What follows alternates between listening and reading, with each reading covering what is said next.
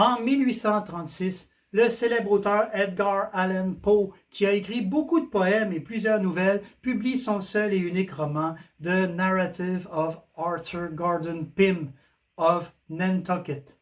Ce roman décrit une mutinerie à bord d'un baleinier perdu en mer. Après avoir épuisé leur réserve de nourriture, pour survivre, les hommes se résignent à pratiquer le cannibalisme.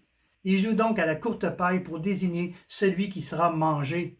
C'est un jeune garçon de cabine nommé Richard Parker qui a la malchance de tirer la paille la plus courte et qui est tué et mangé par les autres marins. En 1884, 46 ans après la publication du roman de Poe, 4 hommes flottent à la dérive après le naufrage de leur yacht, nommé la Mignonnette.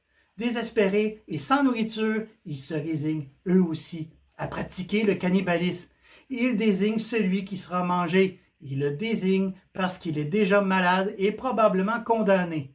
Ce pauvre homme, c'est, tout comme dans le roman, un jeune garçon de cabine de 17 ans nommé Richard Parker.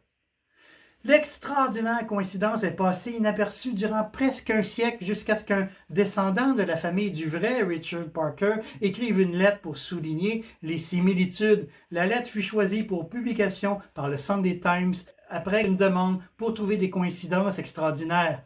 On peut dire qu'il en avait trouvé une bonne.